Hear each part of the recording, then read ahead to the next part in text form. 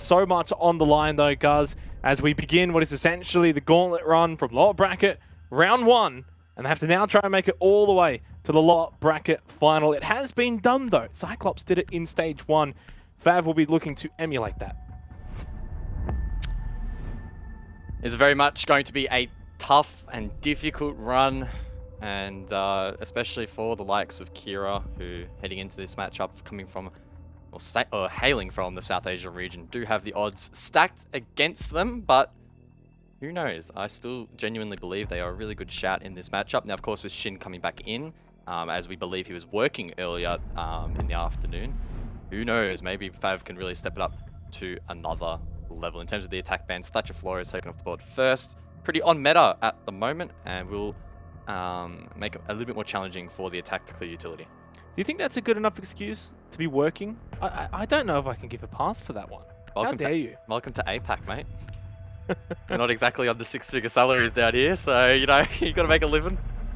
Yeah, look, obviously it was spoken about on the desk. Shin coming back in is going to be pretty big. FAV as a team actually are very team-orientated.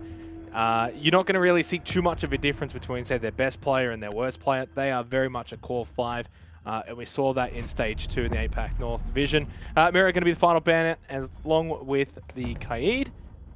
And Kira are going to be on the defense first. FAV will be attacking. I think looking back at the wonderful James Devmata sheet, the master sheet, I'll give him credit for it.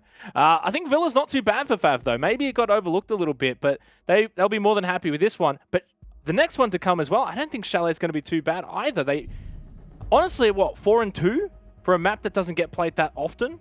Obviously, we know that the South Asian teams have been playing a lot of Chalet. We've seen it from Kira, we've seen it from Mercenaries. They're going to be pretty happy with that one. Kira was the team that beat Cyclops in Stage 1 on Chalet as well, so obviously looking to bring that back out. But I think FAV will be more than comfortable here on Villa. I think they should win this 7-3, and then I think they'll win Chalet 7-3 as well.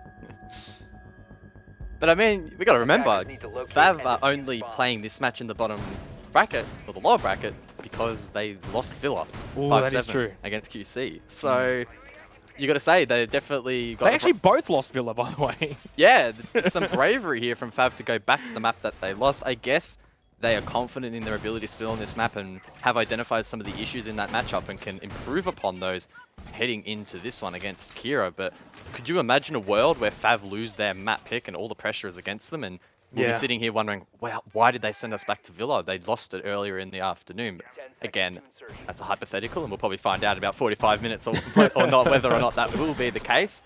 But a very interesting storyline to follow, and FAV and the map veto definitely playing quite brave. Yeah, and obviously for FAV, it was a pretty close loss, right? 7-5, whereas Kira really got put to the sword by Damwon 7-2, losing out on Villa. That was earlier this afternoon, and of course, things changed pretty quickly in Siege, and I still think FAV would be coming into this one favoured. Sure, I know that you're kind of backing in Kira, but if they are going to do it, I think it's probably going to have to be Chalet and Oregon. Kira on the defense first, though. If they can get off to a good start, get a couple of rounds, get a bit of momentum, certainly will be ideal. Aggressive extension here from Kira over towards the northern side. Keep in mind this is an AVG defense, but with some guns on this side of the map, they can stall the map sweep from the attack. That said, it's only momentary. The team now falling back, and Envy playing down below inside of Sheets with some assistance over towards Blank on the red stairs. That is an obstacle that FAV will need to overcome, probably next on their agenda, considering they've now entered in towards Astro Trophy and Stat. Control obtained, and not much in the way of resistance. Yeah, pretty good timing as well. Gonna be the second EE1D from Taipon. No confrontation yet. But such is usually the nature of best of threes. It can take a little while before we see things really open up. First couple of rounds can be quite stagnant. Still a minute and a half to go, but this is pretty stock standard right now from FAV Gaming. And Shim will drop down. Does have to be careful of Envy, though, who is roaming down below. That's going to be the third and final EE1D from Taipon now. Envy over towards Astro, droned out. Shin looking to follow that up and find a pick, but that player can retreat down below towards the back stairs and take down that drone in the process. Only 4 remaining here for FAV, and it has been a slow wind-up in this round. FAV do consider themselves as to not necessarily maybe be as structured as others would be led to believe, but we are seeing them play this one quite slowly. A number 2 falls off the rotate right at the wrong time as Envy looks to retake the top of Red Stairs. Oh, a strong stack over towards Brown Stairs, trying to contest the push inside of the library. Number 2, though, wins out that fight with the G36. And that's a solid start here for FAV. It's a lot of presence, though, from FAV down below. Of course, remembering this is an AVG site. 30 seconds left. Ooh, they will be able to get back upstairs pretty quickly. Afro, nice kill onto Slayer. That's not so good from number 2, though. With the team kill onto Shin. Might just open things back up for Kira. As Death the Martin, along with the flank from Envy, now gives Kira the advantage here with 15 seconds left in the opening round. Typon as well gets eliminated, and this has just fallen by the wayside for FAV Gaming. Afro can't make anything happen. And Kira take the first round. Solid couple of picks there from a FAV. Well played there by Kira. In round number 1, FAV trying to go for a map sweep. Then they got caught trying to catch some of those roamers off on the rotates. In doing so, they burnt time. They didn't really gain many positions worthwhile for an execute. And then it really did begin to fall apart. They also didn't have flank watch necessarily established either, or at least flank watch that was not acted upon. We saw Envy, for example, flank up Brown Stairs, which really was the nail in the coffin for the opening round. And that's a really good start for Kira. Yeah, I don't think FAV did too much wrong there. Obviously had a lot in mind with trying to flush out the roamer down below. Even got the first 2 picks, I think, along with a team kill, which that was obviously not ideal. But so much of the focus was on that first floor rather than, say, over towards AVG. So by the time you've got like 20 seconds left, guys, and you start actually pushing over to the site, Kira actually well situated on site defensively for that eventual push. And that's basically what we ended up seeing was FAV just come onto the site at the last second and just get lit up. Well played by Kira Esports, though. Basically, from start to finish, it was a pretty well-structured round, all things considered. You know, you've got to remember, this is the APAC region, guys. Sometimes you got to expect the unexpected, but that was pretty structured. Yeah, for sure. Really well played there for Kira, who, coming into this event, I would argue, are the strongest team from South Asia. Now, of course, Mercenary is still making that run against Fnatic. That is ongoing off-stream. So we'll try and keep everyone updated as to how that match progresses. But again, Kira heading into this looking very, very strong. Their form through the closed quals, which is the bracket format that the South Asia teams compete through to make it to the playoffs. They were very, very dominant and, in fact, really were, I guess, a whole nother league even above Mercenaries. So they are probably the best hope for South Asia. And yes, a long road ahead of them if they want to try and make that lower bracket run. But that's why I have faith in this matchup. I still genuinely believe they can take down FAV. Yeah, and it's interesting that you say that as well, because twice now, stage 1, stage 2, it's Mercenaries that has been able to win out and technically get that first spot. But I feel like, obviously, in stage 1, Kira Esports took a little bit more of the spotlight in their performance and how they were able to achieve a few things. And stage 2 could end up playing out the same way if they can cause an upset here, because so far, things not going too well for Mercenaries over in that Fnatic match. They actually just lost 7-2 on Coastline, so that's not ideal start for them in their best of 3. We'll see whether or not Kira can be a hopeful force for South Asia. Off to a good start, at least in the opening round, but a long way to go as the E1D from Typon will be deployed. Minute 47, and again, probably similar to the opening round. We might just see this one be a slow burner.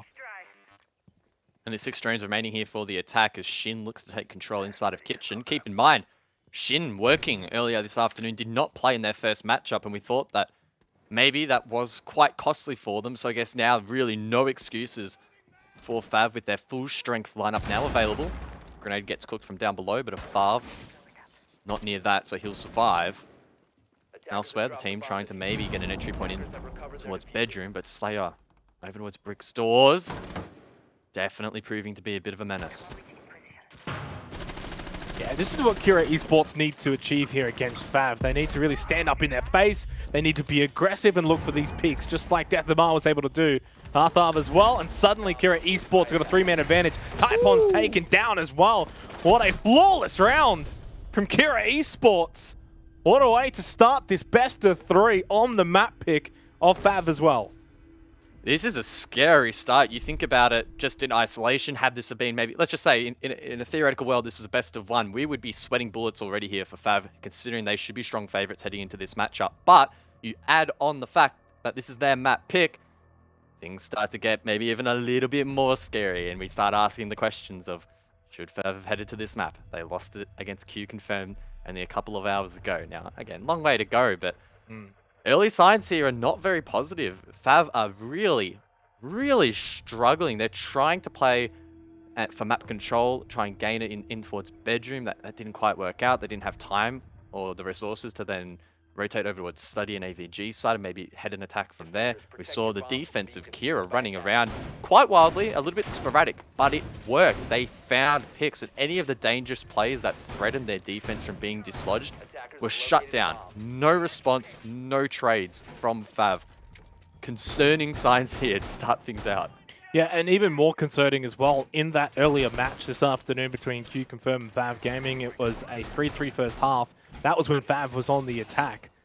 They didn't obviously have a very good defense either, because they ended up losing 7-5, so they only would have got the 2 defensive rounds. So, and just to butt in, the main reason that I believe FAV were even a chance of being that close in that matchup was number 2. Remember, he was in the double digits so early in that matchup. I can't remember how many he got in the end. I'd be tipping to say it was close to like, what, 13 plus-ish around that region. He was just entering on Nook and going absolutely insane, particularly through executes. He was finding multi-kills like they were going out of season. So maybe that matchup shouldn't have even been that close. And if number 2 or someone else can't step up here again in this matchup, Kira start to position themselves really nicely. I will say for Kira, though, in their earlier match against Damwon, it was their attacking that let them down, or I guess vice versa. It was Damwon Gaming's actual defense. They had a 5-1 defensive half, and Kira couldn't break that down. So for Kira, you know, we maybe don't want to get ahead of ourselves too much, guys. We need to see them on the attack at some point. But obviously, if they can get off to a good start, build a good lead here in the first half, it puts all the pressure onto FAV, especially considering this is their map pick. And we do expect good things from Kira over on Chalet to follow after this. So some expectations here, and a bit of a rush this time from FAV. Arthav immediately blindsided by number 2 with a nice headshot from behind. This is going to be a quick rush and a quick plant. Slayer with a shotgun inside of Laundry won't really be met with much pressure. Kitchen control fully obtained here, and the plant is stuck. FAV have 5 to try and hold the post. Only 35 seconds here in the post plant. Slayer with a nice headshot, but Afro is able to get at least a trade. Keeps things in the advantage for FAV, but not for too much longer. Envy with a nice retrade as well. Number 2, though, with a nice angle. And Slayer's taken off the board, and suddenly FAV with a 3 versus 1 advantage. And suddenly, guys, things just look a little bit better in the FAV camp. Much better round here from FAV, and as those seconds tick down, it will be confirmed by number 2. Much more confident there from FAV. That's what we need to see from them in this matchup. The first 2 rounds were slow. They didn't gain map control. They weren't finding picks, but on that occasion, they seized upon an opportunity. They saw the weakness in the armor there for Kira, and they just capitalized upon it. They pounced on it. They showed no signs of backing down. They committed to the plant, and they got the job done. Yeah, and just in case there is any confusion, this is, of course, a best of 3. So even if Kira get off to that amazing start, and even if there's signs of distress, guys, you got to remember that this is going to be a marathon, this particular match, right? It's not just a best of 1. It doesn't just come down to a few lucky rounds. It is going to be a marathon between these 2 teams, and that's at least what you kind of hope and expect. Kira Esports certainly are a team more than capable of pushing FAV Gaming the distance, and they've shown it in the first 2 rounds, but that was much better from FAV. Well calculated, well executed as well, and even when Kira started to come back, find a few picks, look for that post-plant retake, FAV was still in those really good positions, able to hit those shots, maintain that round advantage the whole way through. They get 1 on the board, suddenly things aren't so doom and gloom. Yeah, it would have been very concerning had they lost 3 in a row, but the fact that they were able to win a round, and they did it in such decisive fashion, it was such a contrast to the first 2 rounds, I think is a really positive sign for them going forward, and I'm sure they'll be looking to steamroll that a little bit, and I would only assume that from here on out we are going to see a much more aggressive FAV. They're not going to mess around too much, trying to slowly obtain map control and chase down roamers and confirm flanks. They're probably just going to try and hit hard and not really give Kira that opportunity to bounce back within a round itself. Try and keep them on their toes and really try and focus hard to get the opening pick. Afro lands some shots onto Blank, but it's not enough to confirm that kill.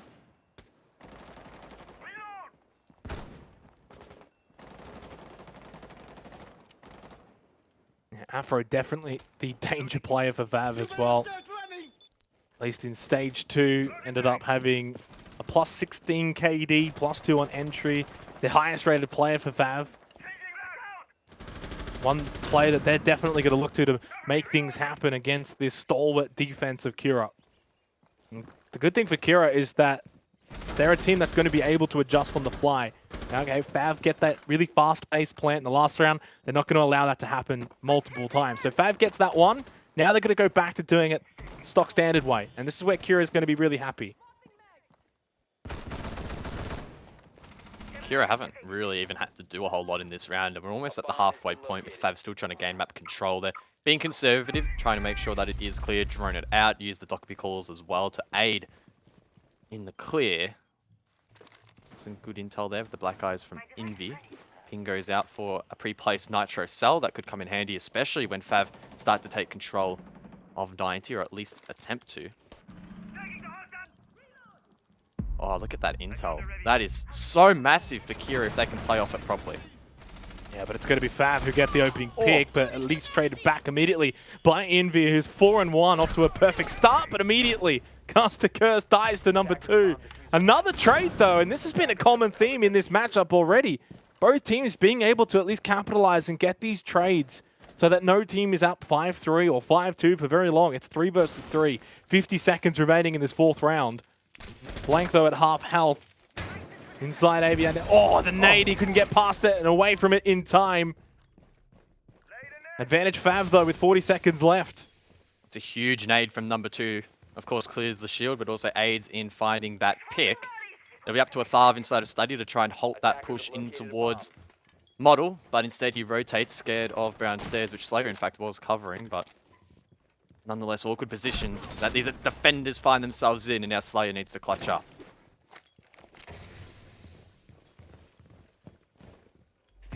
Yeah, FAV's going to get this plant down. It's a 3v1. Does have the ping, does have information, now does have the headshot, and 40 seconds of time is a pretty decent amount of time for Slayer to work with here. Plant down. Oh, the air trap, though. That is so unideal. Well played, though, by FAV. And they, at the very least, do tie it up 2-2 off the back of a really fast and awesome start from Kira. FAV, though, are not going to be a pushover team.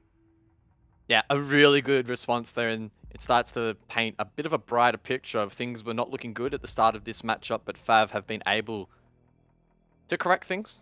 And I think evidence of that was really that fantastic play from number 2 with the grenade. I was literally just about to comment on how important that shield was in being able to hold on for that defensive round win for Kira. And I was also going to note that number 2 had the nade to clear it. And basically, right when that thought popped into my head, it also did in his. He cleared it, got the pick, or got the down at least. And it made things very, very awkward for Kira, who was stumbling, trying to cover so many different entry points there late into that round. And honestly, probably still winnable there in the late round, but really good pressure from FAV, and they're showing that they can close out these rounds. And it's 2-2 now. Suddenly, this is why you can never get too overexcited off the back of the opening round or even the opening 2 rounds, guys. You know, it might take a team sometimes a couple of rounds or even a whole first half to just sort of get situated, especially when you're attacking. Sometimes your attacking plans don't always play out the way you would like. They don't, not quite executed to the best degree, but this is so far turning out to be a really good match to watch. Kira, by no means, are going to be a pushover in this series, but FAV, if they can find that momentum, if they can find, you know, this form that they've been able to now achieve in the last 2 rounds, it is hard to, of course, then see them not winning from here. Oh, Envy, this is very aggressive, though, and it works out perfectly. Well, that's the way to start the 5th round here for Kira Esports, and they get a 5 versus 4 advantage. They take Afro off the board, who's, at the moment, struggling a little bit, 2-5. That's the aggression, really, that South Asia is renowned for. It's unpredictable, it's difficult to read, and trying to counter it can sometimes be so challenging. So, if you're a South Asia fan, you'll be smiling at the start of this round because it's an indication that Kira are not backing down. They want to try and play their style of Siege, which, yes, may not be the most consistent, and if FAV are really on their toes, it could be shut down, but confidence in Siege is so potent, and Kira will be looking to mount as many rounds as possible. This isn't their map pick, so the pressure arguably alleviated a little bit. 2-man advantage now for Kira early on as well in this 5th round. Just shows that how comfortable they are. They're not going to be dismayed by the situation they find themselves in coming into the playoffs versus these APAC teams. They consider themselves equal. They're playing like it at the moment as well. Typon with the E1D, but Envy is waiting and watching. Oh, the slow walking from Typon gets shut down. What is K-Razor even doing? Just did not even look to their left. What a round, though, from Kira Esports. Aggression gets rewarded with the round win, and they take 3 rounds in this opening half at minimum.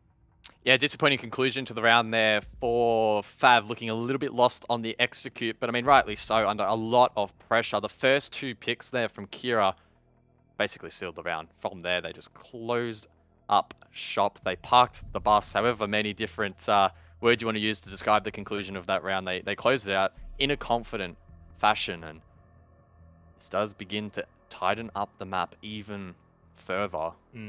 And again, it is important to remember that this is a FAV map pick. So we are expecting them, not only because they are the favorites in this matchup, but because it is their map pick, to show signs of winning it. But at the moment, very difficult to split these two.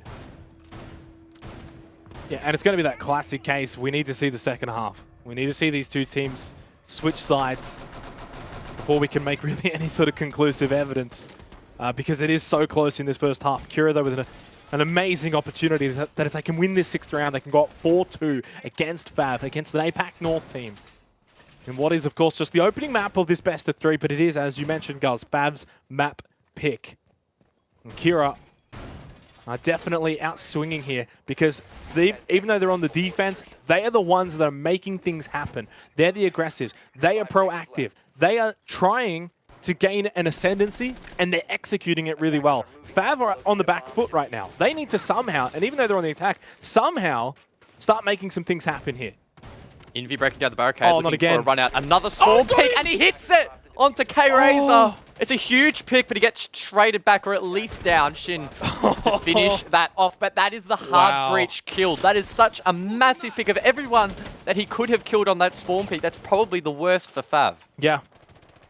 Well said, well spotted, and well killed by Envy. 4 versus 4. As you pointed out, guys, it's probably a trade that Kira would have loved to have made, and they've been able to do that. And it sets them up well to take a 4-2 lead here inside of the first half. Do not want to count out FAV Gaming. They've got a lot of time that they can adapt and be versatile on the fly here to rectify things even without the hard breach. There's a lot of time that they can really work with. And the question will be, does FAV try and change things up? Trying to get through bedroom might be tough, but I guess they could try and go for Astro. Clearing the brick shield is important, and they do at least achieve that, so not the end of the world. But getting those lines of sight across the objective in towards Trophy now is going to be impossible, because there's literally no hard breach. So very rough position that FAV find themselves in, well and truly on the back foot. Sure, it is a 4v4, but on the balance of utility, things not looking great. This is where we need to see good teams step up, and if FAV are a serious contender, this is the sort of round where they need to show what they're made of. And even if it's not this round, it has to be the second half. Oh, the ADS! That was so clutch. Blank did not even blink. He was standing on it, so I didn't see it. I thought he was dead. Whew. Still 1 minute and 7 seconds left in this round. Final round of the first half. Slayer. Oh, inside a stat. He's got a good angle here. Lands a bit of a damage. Blow. Number 2, very careful when you're peeking that doorway. Slayer is almost going to get that kill. Now he does. Now he can lock it up. There's another player there as well. Gets the red ping. Knows there's a second. FAV, though, now making the 2 versus 2. Shin's going for the plant. Afro has to cover. And now he will do it successfully. 3 for the round. Shin will get the plant down. And Athav is now in a 1 versus 2. Tries to reposition over towards top red. Shotgun in hand, but he swings with the SMG. Lands those shots. Shin with 60 HP inside of bedroom needs to hold made down the the cross. fort, but he allows a FAV to swing. It doesn't matter though. He still cleans it up and wins the round.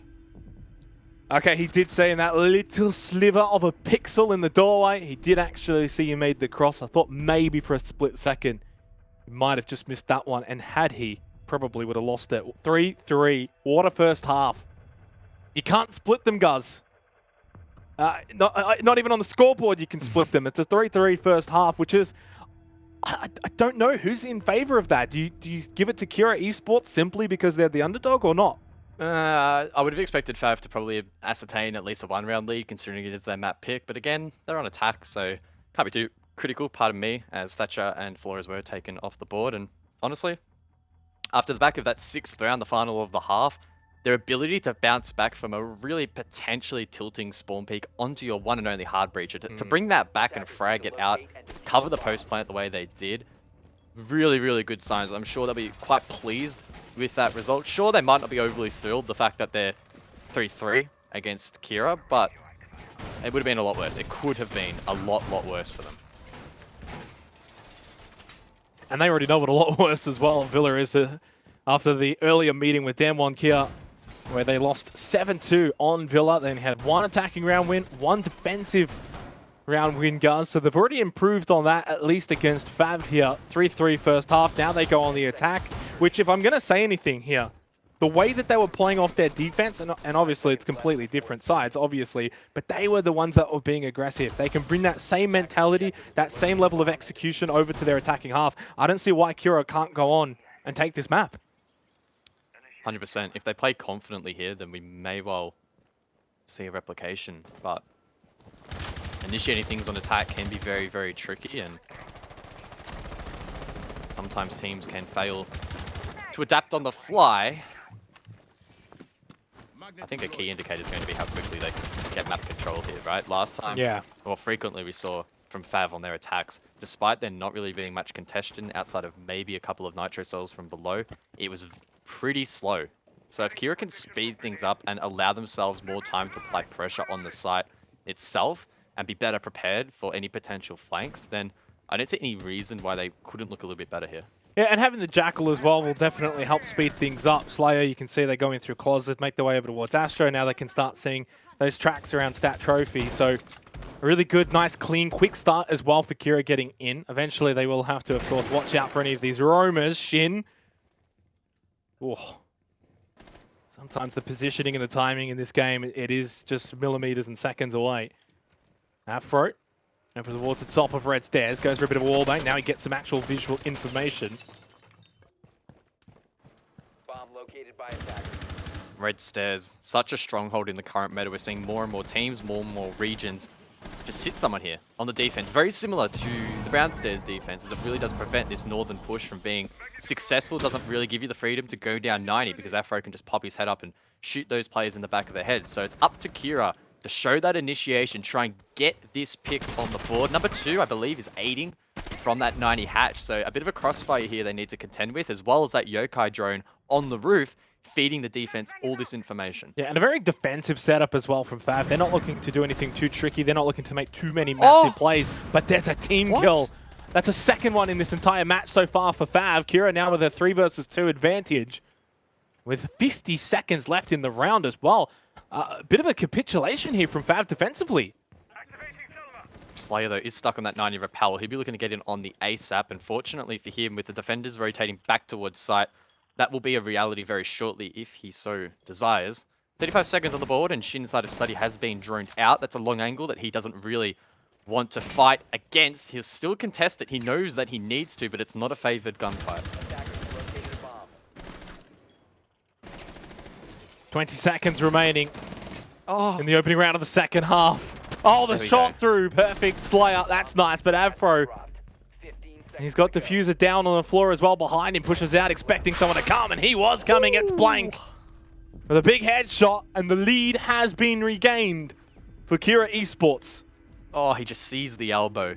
That is so close. You were saying earlier, Jake, that Siege can be a game of milliseconds, millimeters, and that 1v1 at the end there, well and truly probably decided that matchup. I mean, obviously it did. I mean, what a stupid comment that is. But had Afro had maybe swung a millisecond earlier and found that pick, he would have won the round. He had the kit over towards 90, and the second attacker was way off over towards Study's side. So that would have been so hard for Kira to bring back. So that's a huge one to win there for Kira, who, yes, they had the advantage quite early off the back of the team kill, but that was like, bang. That was their initiation to go, and they went, which is really good to see. We saw the Slayer rotation over towards Study, which was huge as well. Remember, he was back over towards 90, so he traveled a long, long way to get it to that 3v1 and really lock in that round. So good signs from Kira on their first attack. And we see that so often as well. We call them kind of like coin flip moments or 50-50 moments where it could kind of go either way.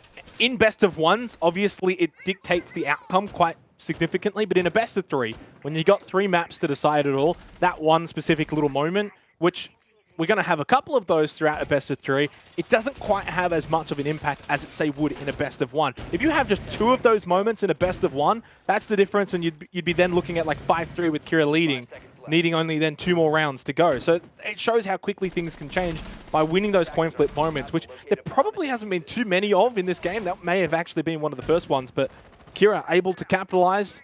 Now can they seize a bit of momentum here and try and regain a 2-round lead that they had earlier on in this game before FAV started to bring it back. And also, can I just say, FAV now with 2 team kills, guys. Not a good start to the lower bracket run. No, not the kind of stat you want in the kill column. An aggressive extension here from FAV, though, inside of AVG, keeping in mind this is a trophy and stat defense. That's way on the other side of the map, but Kira, with confidence, looking to try and dislodge that. Aggressive take of Study, and Blank gets lit up. Shin is a pest inside of Vault, but Slayer gets the opening pick. It's another strong start for Kira. Yeah, and this is now turning into a trend. Unfortunately for FAV, they just keep losing these opening picks to Kira, and it's Kira that are making these plays happen. Afro goes for one, bang! It was Typon who actually got one, though, onto Slayer. You know, you throw 2, you get 1, you're happy with that. That works fine for FAV, and now number 2 with a nice headshot onto Atharb as well. And FAV just trying to bring this back here because the momentum is definitely waning over towards Kira. And they need a very strong defensive round here, which is looking like it will shape up to be that way with a minute and a half remaining.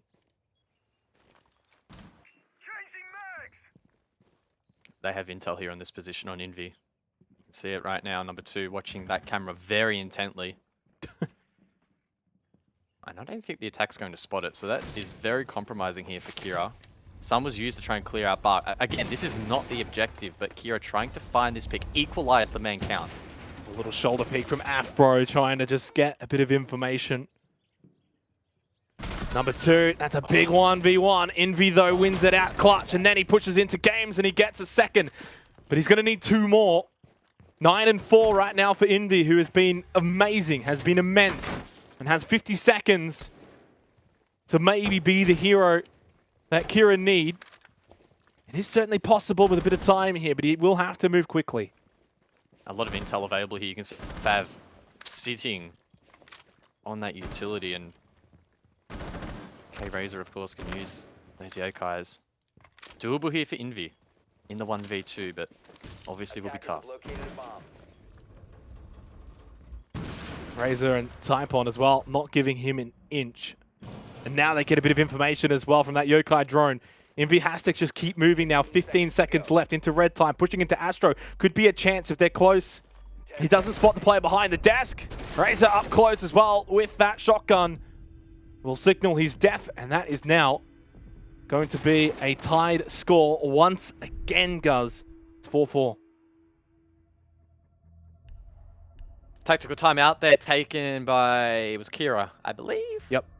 So looking to lock that in, and a good opportunity for them to reassess their options. And as you mentioned earlier, typically in a best of 1, coin flip moments can really determine the result of a matchup. And honestly, that last round was probably another coin flip. Really, really closely fought there inside of AVG on the other side of the map. Unfortunately for Kira, Death Amar dropped on the other side of the map. I assume that was him trying to enter towards Trophy, which didn't work out for him. Had he have been with the rest of the team over towards AVG, could have been a slightly different result, but who knows. I think that with so much util up on the board, especially those Yokais available to FAV on the defense, any clutch there against information was going to be near impossible for Kira. So a rough position that they found themselves in, but entertaining for us. I thought this was probably going to be a close best of 3, but now it's actually feeling like a reality. Yeah. Yeah, and any information there at the end basically makes that impossible. As soon as they spot him coming in through that Yokai drone, you can just see them immediately adjust inside of Astro. Perfectly played in the end from FAV. They didn't panic in that 2v1 and didn't allow Envy any sort of chance of being able to do anything too heroic. And a 4-4 scoreline, though, I think is very just as to how this game has played out so far inside the opening 8 rounds.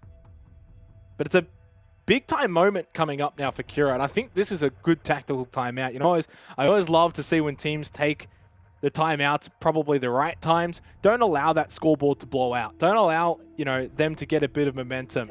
It's 4-4. You're a couple of rounds away from maybe being able to achieve match point. Take a breather. You're in this game. It's a close one. Everything's going well. Just have to fine-tune a few things, and they can definitely win it. So a really good tactical timeout from Kira has been used. Of course, FAV will still have one more. And it's felt like so far we've sort of perpetuated the storyline that this is a really close matchup. And honestly, I think all of the stats that we do have available to us would also confirm that, right? For the scoreline, I mean, that's an obvious one. But outside of that, look how many, firstly, assists are across the board here, meaning that everyone is really having a contribution and working together to find picks. Outside of that, we aren't seeing a single player, outside of, you know, maybe Envy if you want to make a stretch, really stepping up here and having like a super enormous game. Remember, cast our minds back to the FAV match earlier. Number 2 was triple the kills of everyone in the lobby early on and continued that form. Whereas in this matchup, very much even across all 10 players. No one here is carrying the load by any stretch, and we've seen that played out across the map. Both teams going for sweeps, both teams trading out picks, and just so hard to call. Yeah, and that's the thing that I was mentioning before with FAV, is they don't have that clear standout. The closest you're going to get is Afro with the plus 16 KD over the course of the Stage 2 regular season, but number 2 is actually the number 2 as well with a plus 11. But it's a very close-knit team in terms of their contributions across the board for FAV. And Kira seemingly playing in a very similar manner as well, as you said, besides probably Envy 9 and 5. I think everyone, though, is really having a very impactful game from Kira Esports, and that's exactly what they're going to need going up against a team like FAV. You need all 5 of your players. You can't just allow 1 or 2 to carry the rest. You need a full 5-man team effort if you're going to beat FAV. And right now, at least over the first 8 rounds, it feels like it's been that way from Kira. Messy engagement over towards Bread. Typon getting pinched from down below and up above with utility. Gets some assistance. A FAV needs to be careful of that, but he swings. Does he get traded? No! He manages to find both. Afro.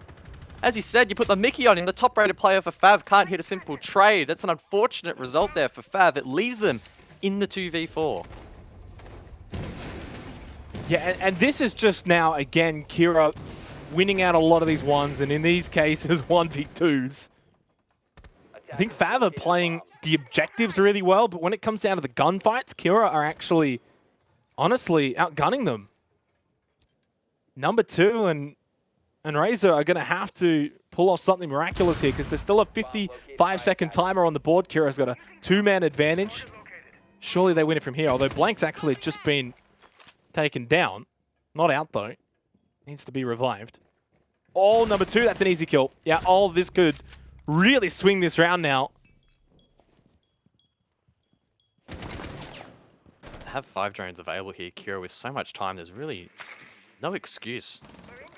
FAV does find that player inside a trophy. He's going to go for the solo kill. This could be a monumental part of the round, and FAV finds his 3rd, leaving K-Razor all alone.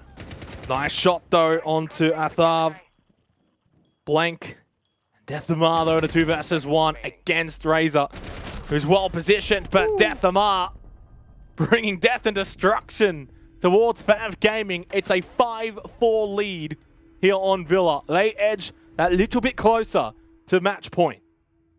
And Deathamar there rocking the Fnatic skins, so a cheeky segue there into the result, or the ongoing result of the other matchup, so block your ears if you don't want to hear it. But we are in the 2nd map for the Fnatic versus Mercenaries best of 3, and I have on good word that Fnatic are leading that second map of Consulate 4-2 at the moment, keeping in mind that they currently have a 1-0 lead in that series. Only a couple of rounds away from securing their in that lower bracket, and I believe if you want to watch that match, it's over on Rainbow Six KR. So go say hello to the Korean crew if you wish to see that match.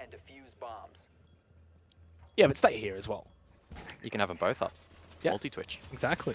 And honestly, right now, you probably don't want to be missing much of this game, guys, because it is back and forth as back and forth can be. 5-4, Kira. Of course, they've got that underdog status, and you know, as Australians, we always love an underdog, and to see them do well, and it's enriching to see Kira Esports performing this way here on Villa on FAV's map pick. You know, the pressure's all on FAV to perform here. And if they find themselves facing adversity, it's pretty easy to crumble under the pressure. So it will show us what this team is made of. They're getting tested right now. They're getting pushed to the limits here by Kira Esports. Can FAV respond? FAV is a long-standing name here in competitive Siege, but they haven't quite been able to reach the heights of some of the other teams in APAC when you think about your Fanatics or your Norangos or your Aerowolves, for example. They just haven't quite been there. They've always just lagged behind some of the other Japanese teams and now the APAC North teams, but they have an opportunity now to make a bit of a statement. But I think it's fair to say their backs are slowly creeping up to the back of the wall. Not quite pressing against it yet, but this has been far from a confident start or confident first 9 rounds on their map pick. They don't want the pressure of this match going to overtime. What do we have here? Yeah, and it's always been Kira, whether it's on the defense or on the attack, that's been the aggressors, that is finding these opening picks, that is usually the one setting the tone and the pacing for these rounds. And when you get these opening picks, it just makes everything else that little bit easier. Having that man advantage. Some rounds, though, there has been trades, in fairness, but I think FAV usually are winning these rounds when they're just not having to lose that player early. And we're not really seeing FAV push out too much either, guys. They're not the ones looking to find picks. They're the ones sitting back waiting for Kira to come. Minute 30 left in the round. Afro down below in basement. The rotation highway here on Villa, but it's elsewhere where the first pick is found. K-Razor over towards 90 as Envy finds one back. So it is a 4v4. A lot of pressure over towards this red stairs position. FAV thinking about the flank. Defamar, does he know? Does he care? I think he just wants to try and hold this position down because it is so critical. Advantage for FAV.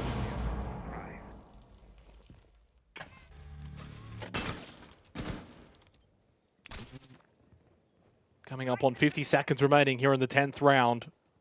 First map of this best of 3 in the lower bracket. Kira going to have to get moving, though, with the players that they got remaining. Afro still hasn't been cleared out down below, and Big FAV definitely well situated here for this defensive hold. K-Razor boosted up on the bar and used the chassis to his advantage, but Afar finds one. It's a swing from Shin. Doesn't quite land as he only has the SMG in hand. This will be a tough execute with 20 left. Yeah, but it's doable. Thav, though, very, very low. Slayer half health. Typon, you're going to take the shot when you get it, and he does. A needed shot as well. Shin with a nitrocell, but it misses the mark. 5 seconds left, though. Envy has to just push in now and go for that plant. Nice cover, though, from Athav. He allows this plant to go down by hitting that shot. Shin, swing. Doesn't get the stop onto Envy, but they get his bodyguard, and now they get him. And it will be 5-5 after 10 rounds has concluded. Another good response there from FAV, keeping themselves in this matchup. They did a really good job, particularly mid-round, to shut down the foothold over towards the top of red stairs. A couple of key picks gave them that man advantage, and yeah, things got a little bit dicey there, but they had already inflicted enough damage in that mid-round to confidently shut down, particularly Athav there, covering effectively what was a 1v2. Another pause in the match. I can only assume it's a FAV tack in response. Well, I mean, who else is good? We didn't call it. Oh, Well, I wouldn't mind calling a little bit of a breaker. Take a breath. Look, and I think it's a good one. I think it's a good one as well. Kind of similar to when Kira took their tactical timeout. You know, it was, what, 4-4, now it's 5-5. You kind of want to get them in early before the damage has already been done. You know, it's 5-5. Okay, we won that round. It was still kind of sloppy, though, from FAV. Like, it wasn't clean. And there's things that they can still improve on, and they would definitely know that. You don't want to then allow Kira to get that match point before you then take that timeout. You can now get the timeout out of the way, come out of the timeout, which most teams typically come out of a timeout after they've called it, and they usually win the round. It just, for whatever reason, you know, usually how it plays out. You get that match point, and then you put the doubt into Kira, who won't have a tactical timeout for themselves. I think this is really well done from FAV. And if they pinch this 7-5, oh, that would just be heartbreaking for Kira, because they've just been so fantastic here on Villa. But we've seen it how many times, guys, where these matches are close. It's 5-5, and then one team just gets 2 in a row, and it's it, and it's over. Oh, wow. FAV have played this 6-pick phase so well. Number 2 revealed the Valk, switched to the Frost, and that, in response, has baited Slayer into picking the IQ, which now, it won't necessarily be completely useless. You still have those Yokai drones to worry about there from K-Razor, who's also running the Supernova shotgun, which is pretty spicy, and there are other pieces of utility. So, yes, IQ maybe not as potent with Valk not being on the board, but will still have an impact. Outside of that, FAV also sticking the Clash. Now, this is the first time we're going to see Clash in play between these two. Not exactly sure where Shin is thinking about posting up, but that is, I guess, another hurdle that the attack will need to overcome. 10 seconds left. 5 seconds to go. So we come down to this 11th round. Locate and defuse a bomb. See which team can walk away with match point. Stat trophy defense here as well for FAV. Will the Clash play a big play in this round as well? Maybe late in the round. It can also be very effective early on in the round as well to stop them from basically just walking in.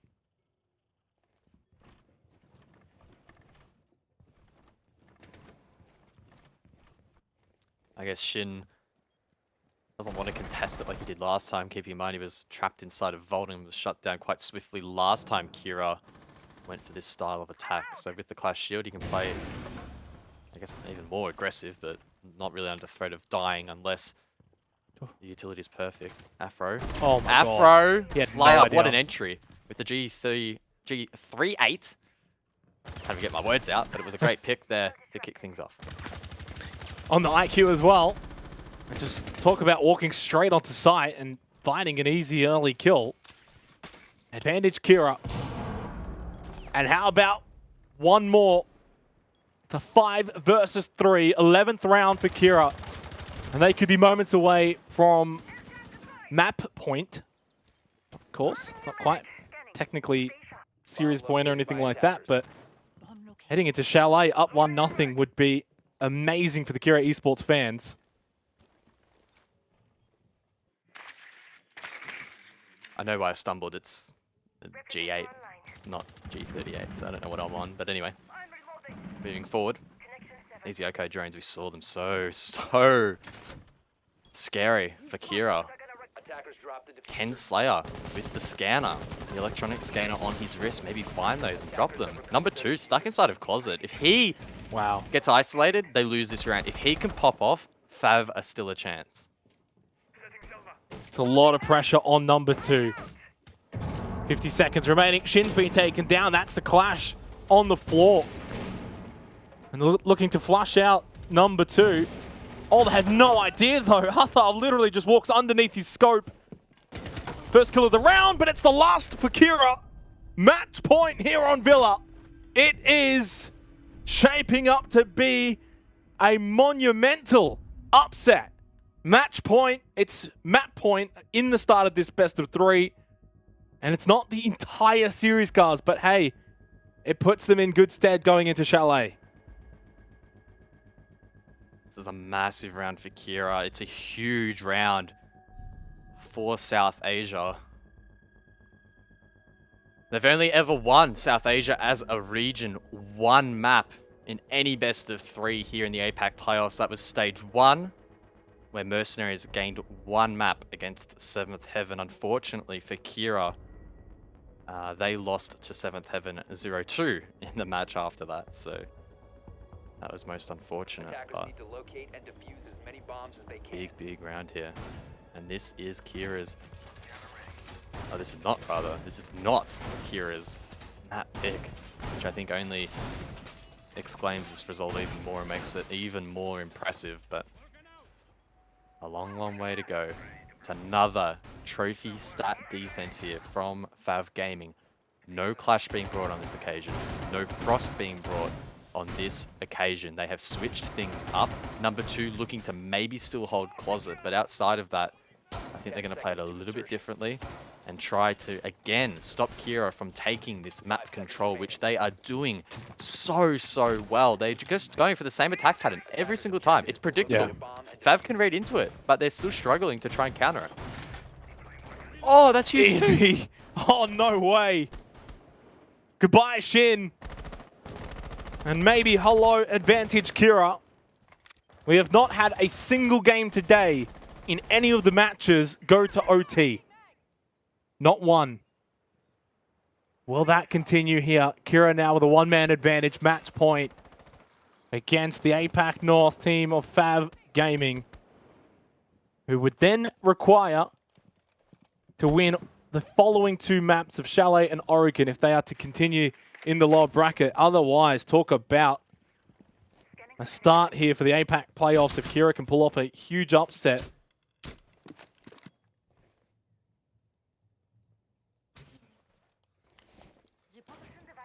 No IQ on this occasion. No Echo either here for FAV, so Slayer's ability to gain intel won't really be that great, but he has a strong primary, and he can run and gun if needed. He has shown that so far, in fact going 9 and 7, so posting some really solid numbers on the board. But again, it has been such a well-rounded effort from Kira. It doesn't feel like we're shouting anyone's name constantly. We're not highlighting anyone's stats because they've been insane. It has been very well-rounded, and each player having an impact when required. Now, Envy rotating over towards the bedroom balcony here. Very pivotal part in this round. Number 2, again, trying to contest this side of the map, trying to deny the main wall from being opened. And number 2 is taking an incredible risk to go into this corner. Yeah, and so far in this match, when FAV make any sort of risk, it doesn't usually pay off for them in the way that Kira have been able to take their risks. Minute and 5 seconds away from closing out this first map. Kira Esports, and to take a 1-map advantage over to Chalet. Blank had an opportunity to sit down number 2. He gets a second one. The Nitrocell from number 2. It misses, and he continues to just push. Ravaging towards him. Afro's got 2. All of a sudden, FAV maybe just back in the driver's seat here to send this one to overtime with a 4 versus 3 advantage. 35 seconds left in the round. Arthur still repelling outside. Needs Slayer and Envy to really help him out here unless he can get a good spray onto Razor. Got a bit of damage, drops down, and again, number 2 finds a pivotal kill. Kira Esports about to let this match point slip away from their grasp. 15 seconds left, and number 2 finds yet another, doubles down to close it out, and we are going to overtime. And our first overtime of the APAC playoffs. Very fitting for how close this match has been. FAV Gaming's map pick, Kira Esports had the first match point. They let it slip though, guys, even after getting yet another opening pick, which has been just tremendously common right now for Kira in this game, getting these opening picks, getting off to good starts. They don't quite close it out that time around, but in the majority of the rounds, they have been able to do it. Full credit to FAV Gaming, though, for being able to withstand a little bit of adversity there and to fight back. Afro, the pivotal player, picking up a quick double in that round, which really changed the match.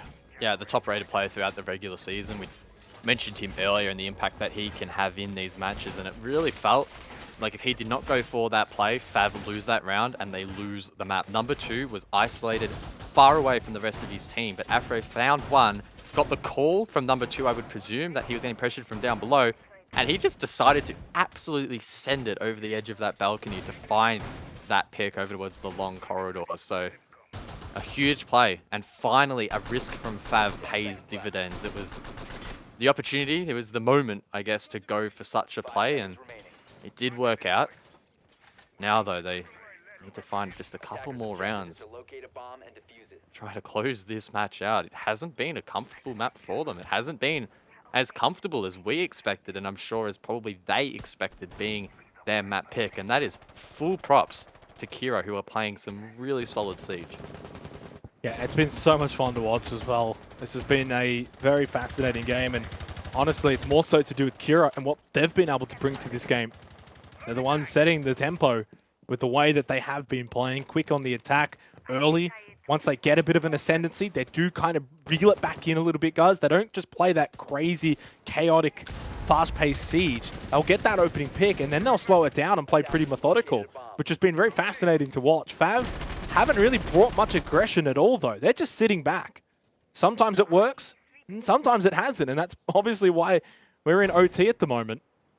And a big round here for AVG, and FAV, again, they're just going to sit on site. We've seen a lot of awkward fights over towards red stairs here, and again, it's going to be pivotal. Afro looking to hold these stairs and the entry over towards 90 corridor. You can see number 2 in the background, holding the cross as well. No pressure really from below here from Kira. Instead, everybody mounting their attack from Trophy's side. Gemini sent out to just drone out this location, spot those ADS devices on the wall, but Afro pops up and finds the pick. That's huge. Yeah, and then this has been something that hasn't happened for FAV so far here on Villa when they get these opening picks. It's been a rare commodity. But it doesn't always translate into immediate success. Although, Nitrocell elimination from number 2 on to Blank. 2-man advantage for FAV. Slayer, though, over towards red stairs, is able to get one back, but loses a teammate in the process, and that's Envy, the player who's been so instrumental for Kira's success in this game. Still 2-man advantage for FAV. Just under a minute remaining. Diffuser dropped for Kira. Not only do they need to collect it, but also need to find number 2, presumably without intel. As I say that, though, I thought maybe Slayer was a chance, but no. Number 2 gets that pick. 3 for the round. Can he make it 4? No. Deathamar finally cleans him up, but the damage has already been done. We've seen crazy things happen before, guys, though. Is this maybe one for the highlight reels? If Deathamar can clutch the 1v3 with 25 seconds left, diffuser in hand. There's so many steps that he has to get through. Player in vault, player inside of games. Not enough time either. He spots one, goes for the blind wallbang though. Player inside of vault will get the kill. And it will also get match point now for FAV Gaming. Well, at least overtime match point, that is, Guz. And full credit to them. They did not buckle and crumble under the pressure. They've dealt with it. And now they find themselves in the favorable position. Yeah, it was a 3-3 split on the attack and the defense for both teams in regulation. So very much a coin flip this next round. And you could also argue the result of this matchup, if it does end up going to the 15th and final round. Where will Kira defend? Looks like it will be Aviator and Games. That was the site that they first defended in regulation. That's where they started to roll some momentum. They didn't even get the opening kill in that round. It was actually Afro on that occasion, quite late into the round, in fact. So an indication that FAV were pretty slow on their roam clear. They'll be looking to try and speed things up on this occasion.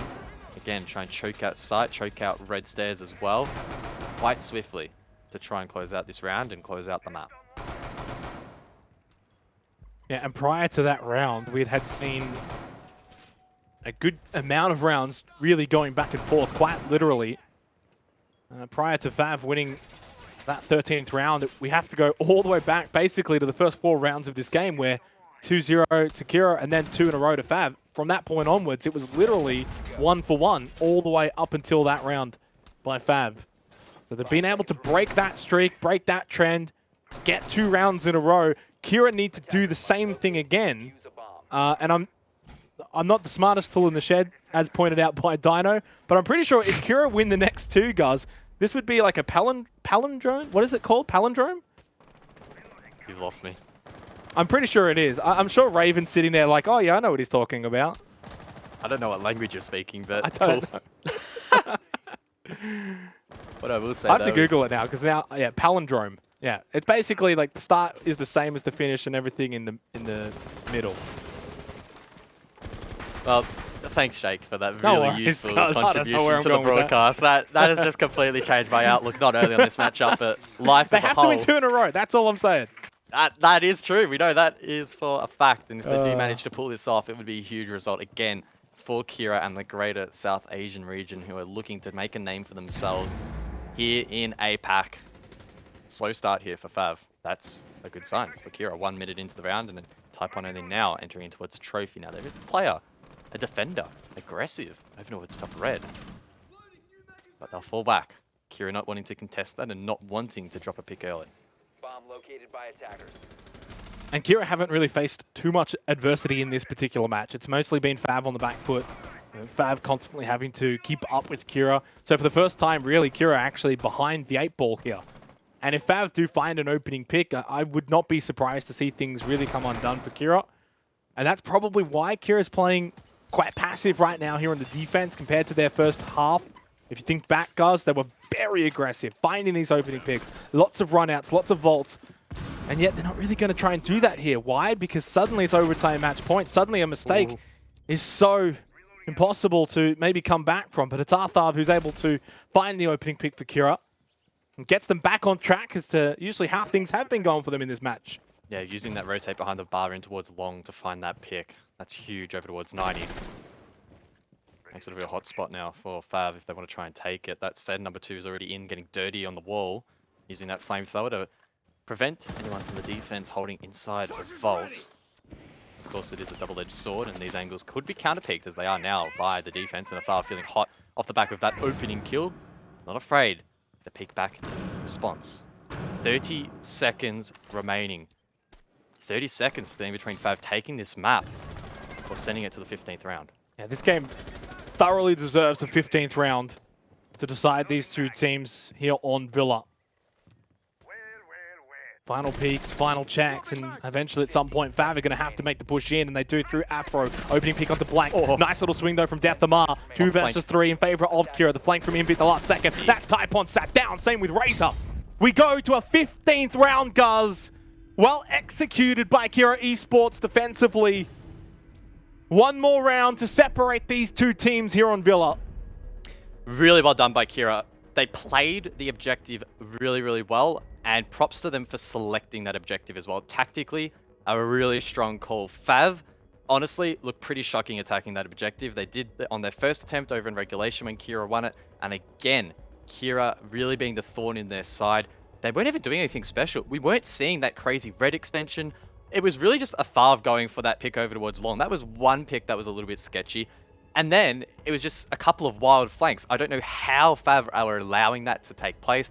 Nomad isn't banned. Drones maybe not being pre-placed correctly. Either way, Kira playing aggressive. It works out for them. And we go to round 15 between these two.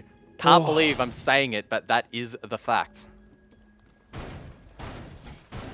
Yeah, and it's a deserved one as well, isn't it? Because it's just been such an incredible game of Siege for both of these two teams. Someone has to, of course, walk away with the map. Fortunately, this is also why best of threes is such a good thing, guys, because this is not the end of the series. Whoever loses this will at least then have, you know, another opportunity to win 2 in a row and win the best of 3.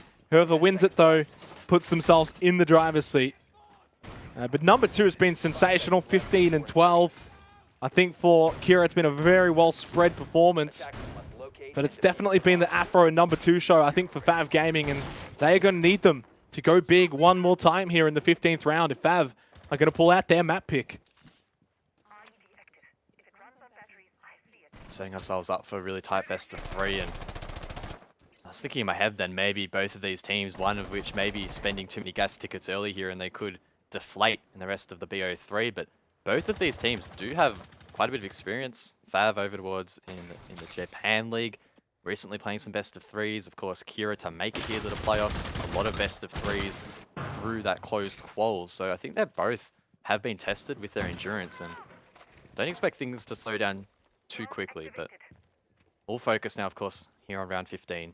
It's a 5 versus 5, and Kira again, like they have on every other occasion, going for a map sweep, a map take, however you want to frame it. South to north. So far uncontested by the defense.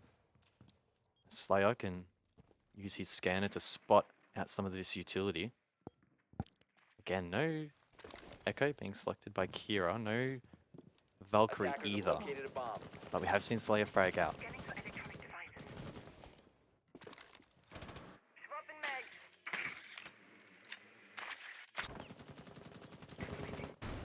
Attackers dropped the I think it's pretty evident right now that this is going to be the kind of round that just turns into a bloodbath with 30 seconds left.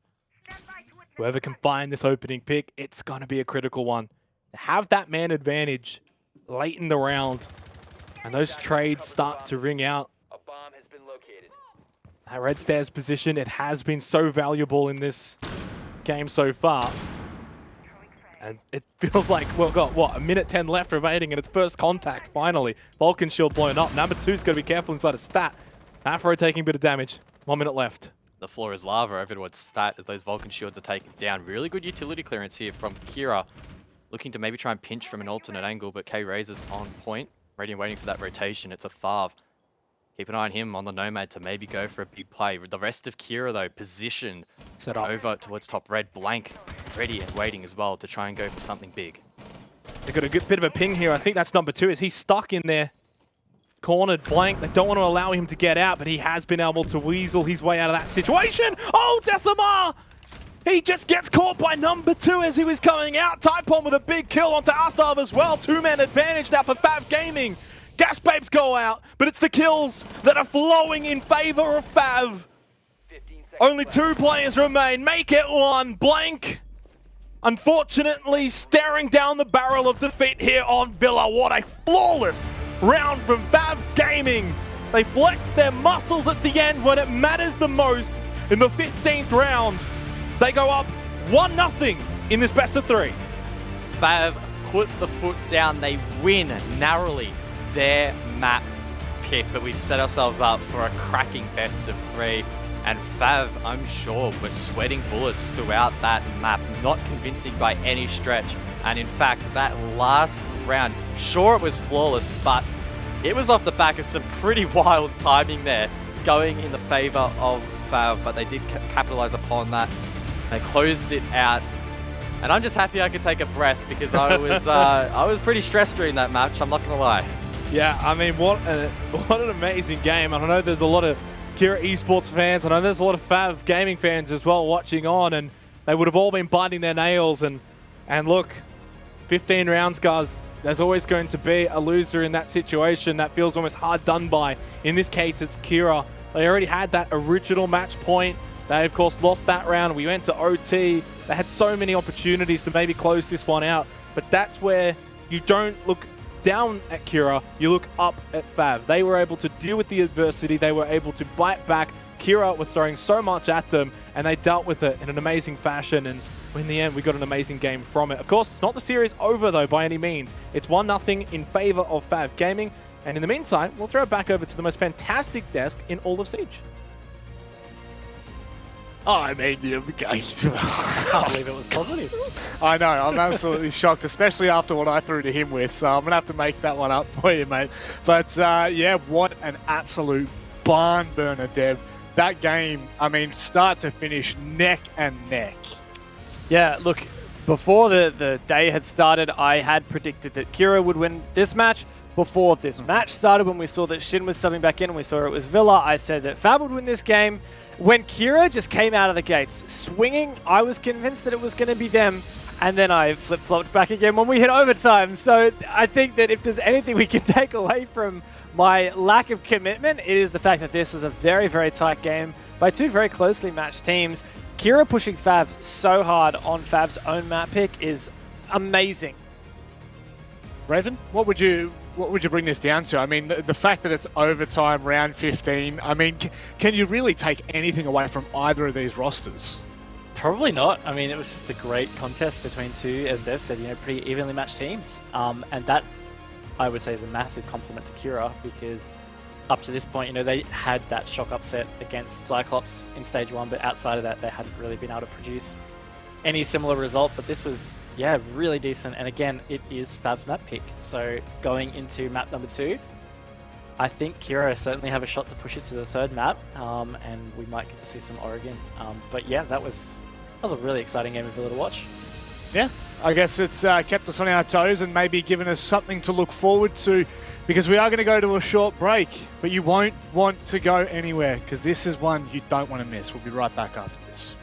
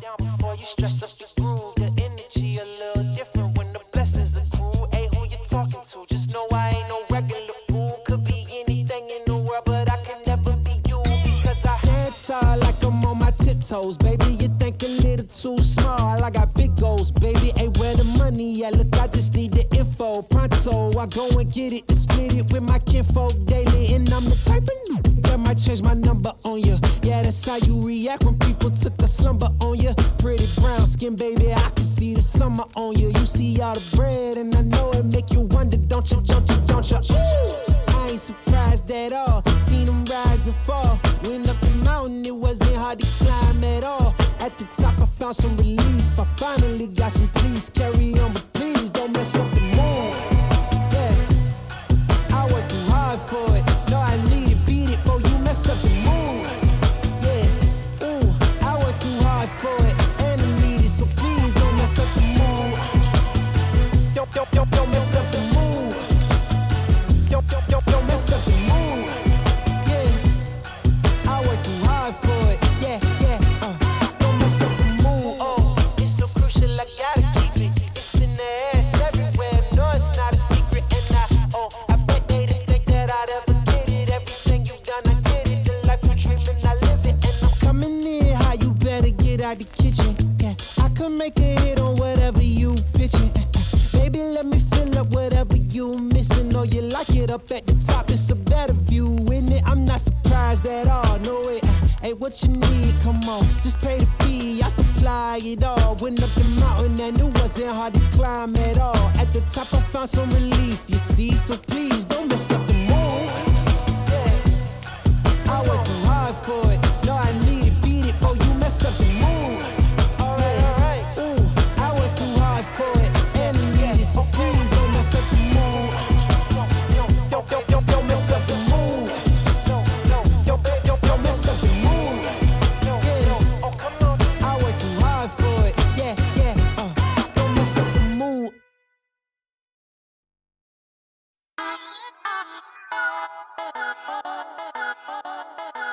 Hey yo, the rain was steady pouring, heard the drops and drizzle meant to be.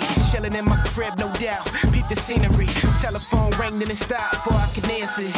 I heard a knock at the door, so I answered it. And with Jermaine, he had a little situation. Beef up on the block, unorthodox to let the confrontation. He said these cats be acting hard on the block, and they be pumping weight and holding so Dwayne got shot. Now see, Dwayne was just a knucklehead, but still with his cousin, and I'd be wrong if I ain't help him when his beef he gon' rush. And he said, listen, homie, ain't no time for discussion. Motherfucking pressure's rising in this board in the bus. So if you with me, then you with me.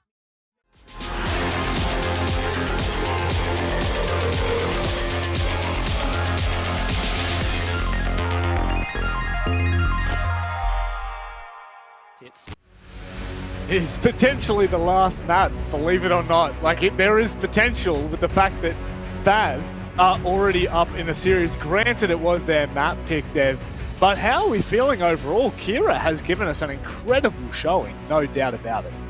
They certainly have, and they have even more motivation now that Mercenaries has been eliminated by Fnatic, leaving Kira as the only South Asian team remaining in the playoffs and the only hope for South Asia to have a representative at the Mexico Major. So yeah, definitely, I think, reignited now for Kira. Another thing that's really cool is that we actually have Rhymes with Buck coming back in to play I'm sorry, Blank. I can't do that name.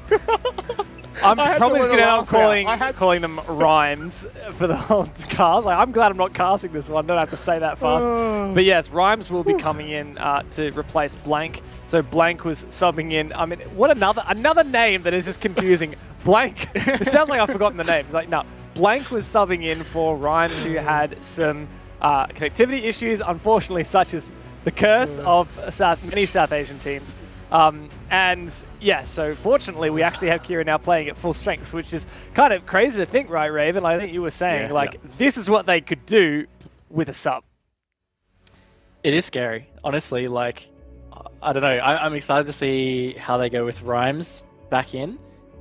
Look, Blank, I think he did quite well, at least from what we saw in that map. Like, obviously, Kira were competitive right to the end. So on their map pick now with Rhymes back in, yeah, I mean, again, I don't see how they don't push this to the third map. Oregon, on the other hand, I don't know. We'll see once we actually get there, but I have a lot of faith that they could probably push this, and I agree to the point of, you know, Mercenaries getting knocked out is probably extra motivation. Like, they want South Asia to continue to be represented from tomorrow.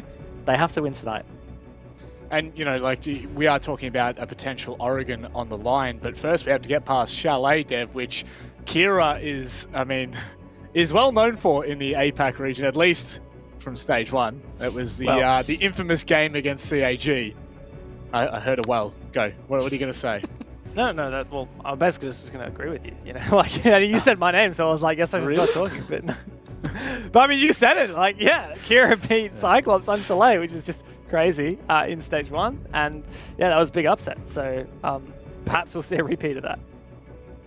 I mean, it'd be pretty cool too, the fact that, you know, I mean, hey, maybe it's the Japanese curse at this point if they do. Maybe we'll look back at this one and say that Kira and Chalet, it is a curse with the Japanese teams. But look, looking at this game, Raven, Chalet has really caused us, I would say, a lot of confusion in APAC South, because we just don't see it enough, right? We don't have a clear enough indication as to how it plays. But a team like Kira, I feel like this might lead into their playstyle quite heavily.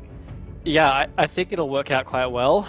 It's hard to say. We haven't really seen FAV on Chalet today, at least. But yeah, I think it does create that kind of like wildcard vibe in terms of not the team, just like the essence of a wildcard, where they could certainly pull out like a really big victory on it. The fact that they could even 8-7 CAG on it in stage one, I think speaks mounds to their proficiency. And to your point, Manic, you know, we really haven't seen a lot of Chalet in APAC South this stage. In general, it is continuing to be one of the least played maps in the map pool, just the nature of a new map, really, right? Like, we see a lot of pro teams are usually a bit slow to kind of like pick it up. Yeah, for sure they are. Now, we've already got Raven's predictions for the whole series, and considering Dev only gave me 7-3 last time I asked him, Dev, we'll come to you for the final prediction here for this map. Yeah, look, I'll give Kira the benefit here. I'm going to say that they'll take this. Another thing I will say, which is kind of funny considering that everyone's looking at this as if FAV are the favored team, is Kira actually already have some SI points towards the 2022 SI because they managed to get top 8 in APAC in stage 1. And, well, all they have to do is win one game and they guarantee that they'll get more SI points in stage 2 as well. FAV currently don't have any because they didn't even make playoffs in stage 1. So I think that's, aside from the fact of trying to get to the major, also our side points are on the line here, and I think both of these teams are going to be gunning for that. But I do think Kira is going to push this to a third map at the very least. Okay, so even though, you know, I asked for your map predictions last time and you said, oh, we'll wait round by round, you're still going to go with the third map. Fair enough. Well, we will find out whether they're going to be sent to a third map or not. To welcome them in, it is the dynamic duo. It is the voices of a generation here for Rainbow Six. It is none other than your two SI casters, Xenox and Guz. Enjoy. So cringe. Yes, thank you very much, Manic. We are exactly all of that and more as we come into this game. It is, of course, the second map of this best of 3 coming up, Chalet, which I'm very excited for, Gus. It's one of my favorite maps. We haven't really seen too much of it in the APAC South region. In fact, I think maybe only twice for the entire stage. And I also agree with Dev Marta. I look at Kira Esports coming into this game as the favorite team. Yeah, it's their map pick, and I think that they're going to win the series. So I'm definitely backing them into this matchup. But considering that their subs out and their core is now back in, they are a red-hot chance to take this map. They certainly are, especially since it is now on their map pick. While they were so close to maybe stealing one over on Villa, it was not to be. FAV Gaming ended up taking that one. They are up 1-0 in the series. Kira Esports must now win Chalet and then win Oregon if they are to advance further in the lower bracket.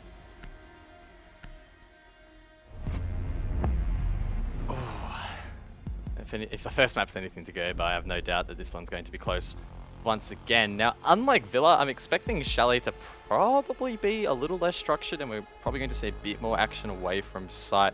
That's a bit more difficult to read into. FAV consider themselves to maybe not be as structured as many people anticipate, so we'll have to see just how flexible they're willing to play.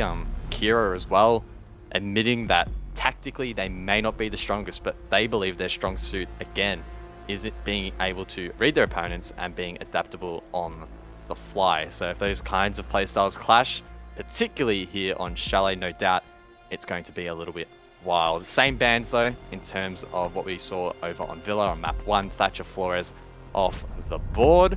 Wamai though, a little bit of a change up here from FAV, wanting to deny some of those projectile denial defenders. Yeah, nothing too really crazy at this point, honestly, in any of these bans. The mirror, last one to be taken off the board as we head into the second map of this best of 3. Of course, a reminder for those maybe only just tuned in, it was Fnatic who defeated Mercenaries in the other lower bracket round 1 match. They did that 2-0, 7-2, 7-3 on Coastline and Consulate respectively. So they set up Destiny tomorrow against Q Confirm, that is Fnatic. And of course, in terms of this particular game though, guys, awaiting them, Invictus Gaming for either FAV or Kira.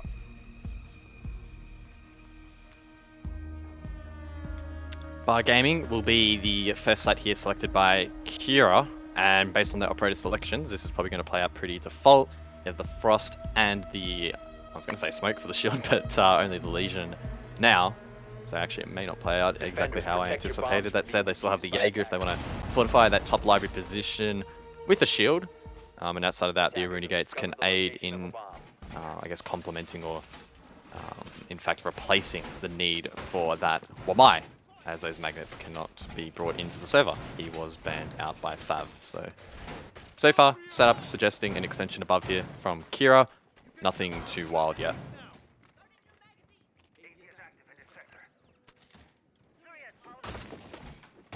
Yeah, and we're in this sort of, we're in the middle of a series, and yet we're obviously sort of smack bang at the start, right? In the second map, take a bit of a breather off the back of what was a very intense Villa. We kind of just let things reset naturally in these first couple of rounds. Some of that high stakes pressure is relieved for both teams momentarily. Although you have to wonder, Rhymes with Buck coming in midway through a series off the back of a very close Villa, how they are going to be able to perform.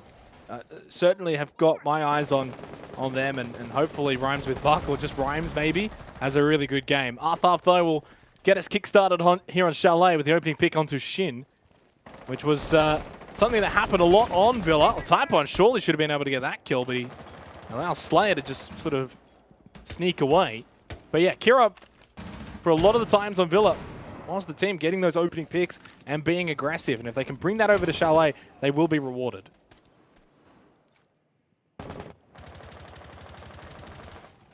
Typon with the diffuser in hand over towards the double window. Envy under pressure as well, playing inside of box. That balcony position exposes him to the window behind him on the library balcony. Number 2 as well, with a grenade throughout all of that chaos. Will give FAV the advantage. Have a lot of time to work with, but Rhymes on the roam. Play to his hard right outside the window, doesn't spot him, but misses the initial flick. Will it prove costly? Not quite. He scathes away as Deathmar pops up and finds another. Yeah, just evens things up here. Minute and a half remaining in the opening round of this second map. Afro just going to reset. Bomb has been located. Still a lot of time here as well for FAV. Oh, easy kill for Rhymes. He's going to play it to his left as well, but he checks over towards Library Stairs. Number 2 will punish him with the kill onto Rhymes, and elsewhere on the map, Death the Bar went down, so now it's only Slayer alive for Kira in a 1 versus 1. As Afro has unfortunately gotten himself stuck inside of a pog map. 1 versus 1. But number 2 wins it out. He has sight control. He plays into it perfectly. Hits his shot. What a swing there. And what a start for FAV. And it's those 50-50 moments, Skulls. It's those coin flips. That 1v1 where sometimes you see an elbow and you get that kill because of it. Sometimes you hit a good shot through a wall, and in the end, this one goes to FAV. And, you know, you think back to Villa, how many of those sort of situations really ended up being there? Maybe only 1 or 2, ultimately. And it was probably split fairly, which is why we ended up going to all 15 rounds. But that opening round goes the way of FAV, courtesy of that 1v1 going in their favor. And full credit to number 2, who I know you've said a couple of times in this series, guys, there hasn't really been any clear standouts, but I think number 2 is really setting themselves apart. Yeah, across the board, he definitely has had a decent day. That first matchup, again, in particular against Q Confirmed, despite losing it, he was by far and away the strongest on the team and had a big impact, scoring himself a lot of kills and a lot of entry picks and a lot of late round trades. He was basically doing it all there for FAV in that Villa matchup. A little bit quieter in the first match here, or the first map rather, of this best of 3, but seemingly he has been reignited in the first round here of map 2, a 4K to kick things off, and it was also a 1v1 clutch win. So positive signs for number 2, and it definitely felt like at the first map, if number 2 doesn't quite show up to the same heights, that maybe FAV will struggle a little bit more. So if he does have a huge map here on Chalet, then FAV will be in a great position. Well, I hate to say it, guys, in this fashion, but FAV's in a good position in this game as well. Fortunately, Slayer having an issue and has departed the round early. So he'll take a 5 versus 4 advantage for the remainder of the second round. Not ideal for Kira. Oh, maybe I just thought for a second that Death Bar was going to be able to swing that big window and find a pick.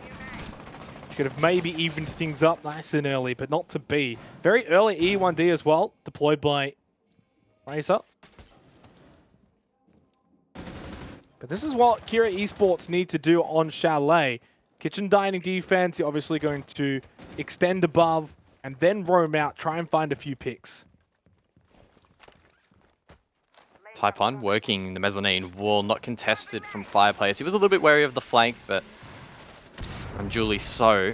Kira, again, with that man disadvantage, looking to play a little bit more conservatively here at the moment. In fact, no one actually really roaming above on that office side of the map. It's only a FAV and I believe Rhymes alongside here inside of Solarium.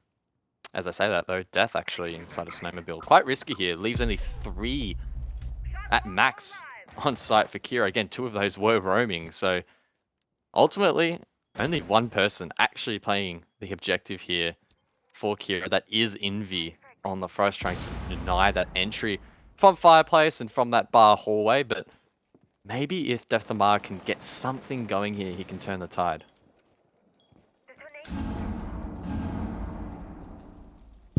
And this top library stairs position, so vital as well. Late into the round. Oh, to your left, inside of piano.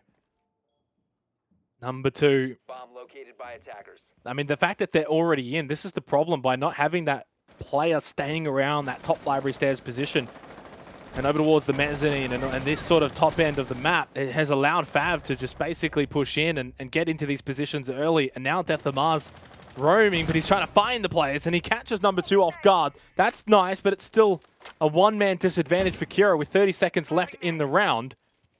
But FAV are the ones who now need to, of course, get this plant down. That's the final EE1D from Razor.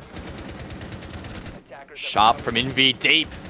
Drops a second alongside Rhymes, who is down now himself. Shin with a sharp shot leaves Death to retake in the 1 versus 2. 10 seconds remaining. That was a fire shot. Death Amar, though, not going to give up too easily now in a 1 versus 1. 5 seconds left. Shin does not have the diffuser, so Death can just hide. And Kira are going to take the second round. A messy, messy round, but it doesn't matter how you win them, guys. It's still a dub on the board. Great persistence there from Kira. It was a 4v5 very early by no fault of their own, but they did a great job in recovering that round. A really great play from Death Amar to go for something spicy there with all 5 members on the board. FAV not really watching drones had they had any established, and that allowed him to find that pick on towards number 2. Chaos then ensued in towards Trophy, where again Kira did a great job resisting that map control that FAV had gathered pretty easily. And then with so many long angles, so many deep lines of sight in towards that entry, they were able to pick that apart one by one. Just overall a really solid effort from the South Asians. Yeah, and FAV unable to capitalize there as well in that round. You mentioned it. Had the advantage. I thought Kira actually played that really well. I mean, in fairness, you know, kitchen dining is not the kind of site you can just turtle on. So even though you lose that player early, you still have to basically play that roam game. You still got to extend above. I did feel as if they gave up above too easily to FAV, but even then, they still brought it back pretty easily once they collapsed back on and picked up a few kills. So good signs here for Kira. Of course, it is their map pick here on Chalet. We expect them to be proficient at it. Pretty stock standard bar games. Defense here. Shields, top of library stairs. One over towards the fireplace. Envy, though, aggressive opening start. Goes for a peek, but is unsuccessful. We saw this aggression from Envy on Villa, where he was constantly looking for spawn picks. Yeah, spawn picks. Spawn peaks. Picks from spawn. Either or. It works out. And that said, some of his attempts did in fact work out. There was one round in particular where he dropped a hard bridge very early in to a stat attack, I believe it was, and it made it basically impossible for FAV to get back into that round. So, actually no, FAV actually won that round, didn't they? So I don't know what I'm talking about at the moment, but my point is, do not expect Envy to back down here from a fight. He loves going for spawn peaks. Will continue to do so, and it's up to FAV to make sure that they are ready. Athav wasn't ready, and K-Razor finds that one.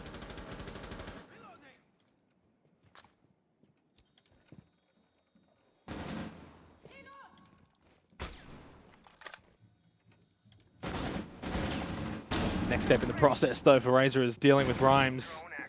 Clearing out that top library stairs position. He's actually fallen off it pretty early, considering that shield is still deployed and hasn't been taken down yet.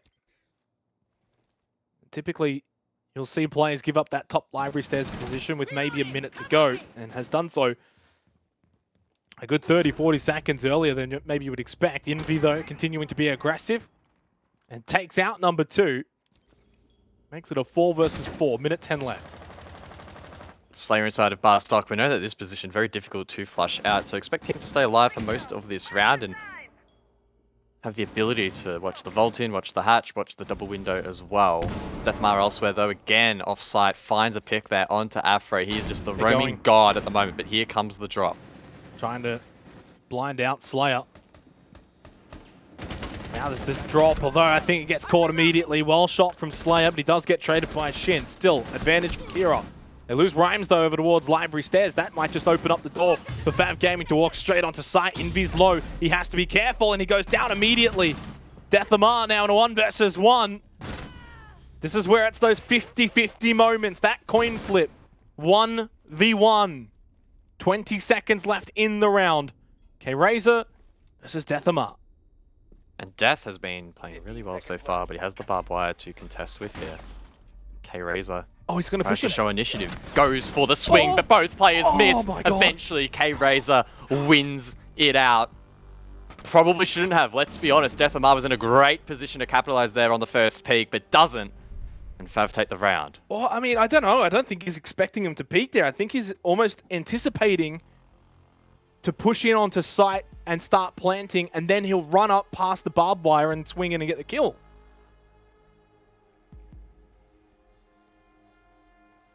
I mean, it's not like he's scoped in there looking at the library stairs and expecting that push to happen, right? He's like hipfire mode, and I think, though, look, without being able to recreate it on the spot and replay that round in my head, I do still think that Deathamar gets a slight advantage on initiation because of the way perspective works. He would have seen the leg first, so I think Death has it was, again, very minute advantage, and it is literally a coin flip at the end of the day, but with the position that he was in and the primary he was using, I still probably would have backed him in that position. And look, at the end of the day, it was a little bit messy from both players, and K-Razor maybe with slightly more damage able to get out on top, but yeah, I think as you phrased it, as you sort of positioned it, very, very 50-50 moment that, and look, it's just one of those occasions where FAV end out on top and gain the lead.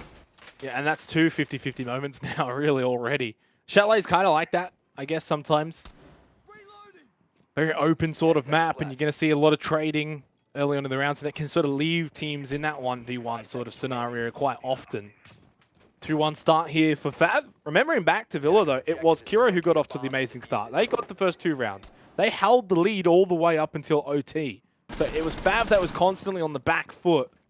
And I guess their experience as a top team, you know, playing in APAC North, they've already dealt with adversity elsewhere. They were able to sort of maintain their composure and keep with Kira.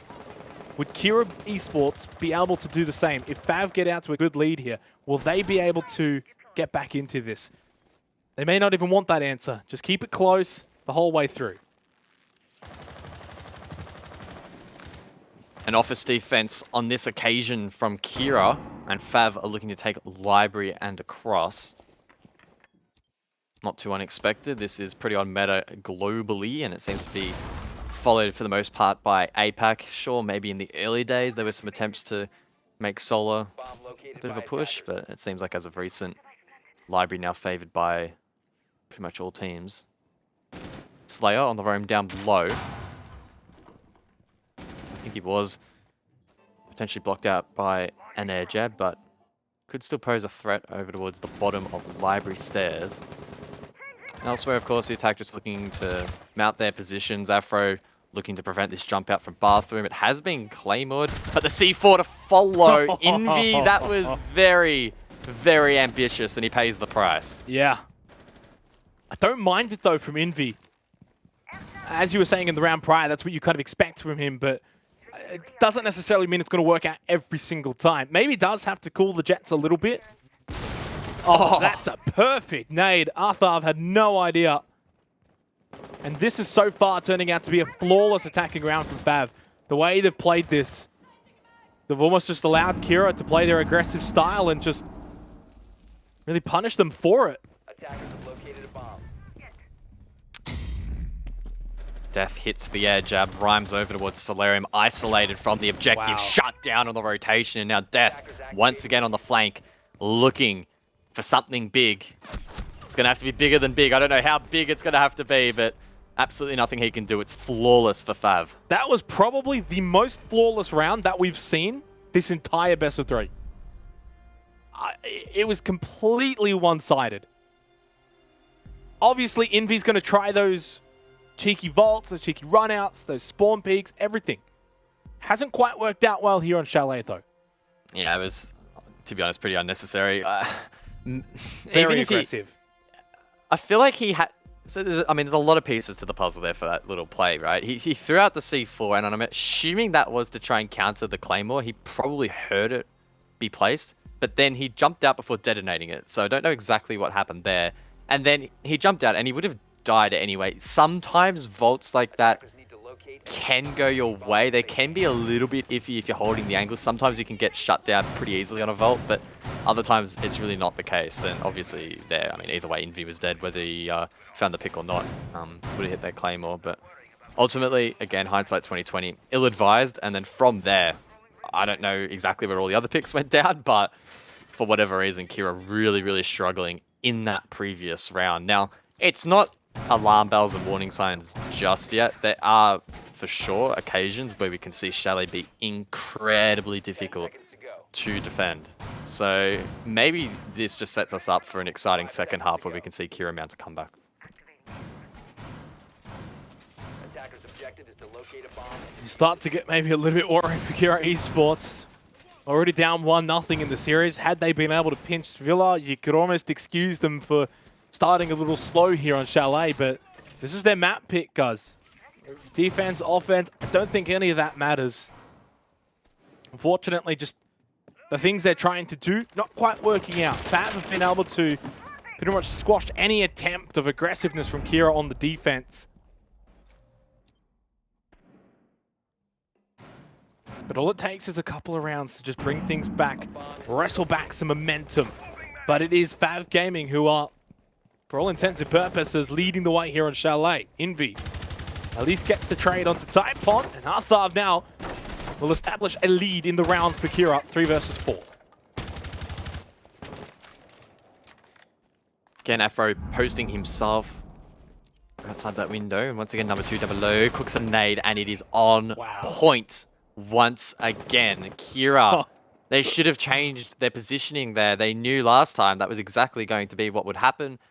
And they didn't have anyone down below preventing that nade from being thrown out. So well played there by number 2. And well read by FAV as a whole. It equalizes things in the 3v3. But as we have so often seen, Deathamar still roaming around. Still looking to maybe try and make a play. And honestly, depending on where those air jabs have been placed, it could be on the cards once again.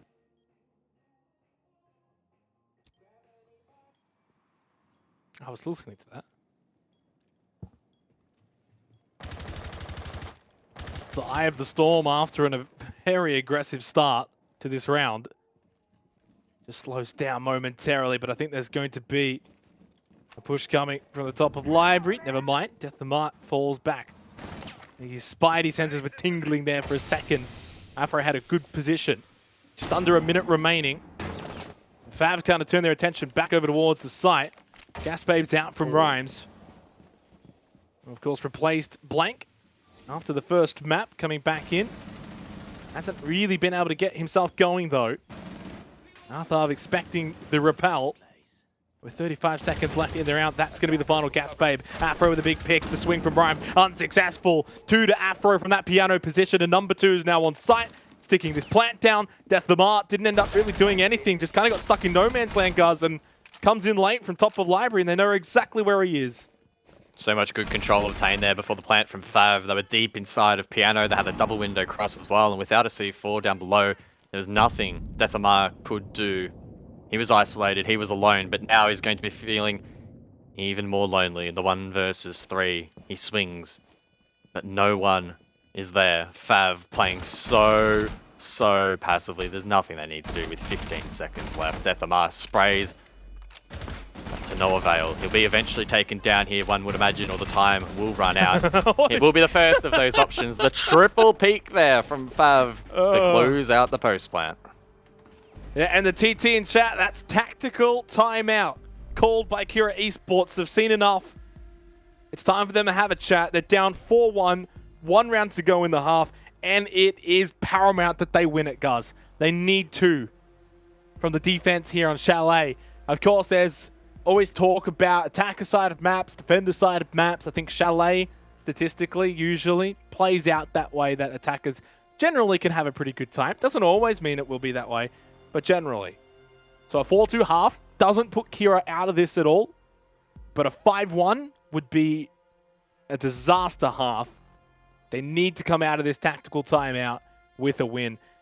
And I honestly could have thought maybe they... I'm actually surprised they maybe didn't call it at 3-1. You think back to Villa, that was a map where no team got more than a 2-round advantage. Now we head over to Chalet and FAV's up 3. Certainly an interesting tactical move here from Kira. But yeah, I'm in the same boat as you. This is, I mean, it's not necessarily a must-win round, but it's a very, very, very important round. A 5-1 deficit. That'd be soul-crushing. That'd be very tricky to come back from. Again, considering that the pressure now starting to mount as they are 1 map down in this best of 3. Let's set a 4-2. Things start to look pretty bright.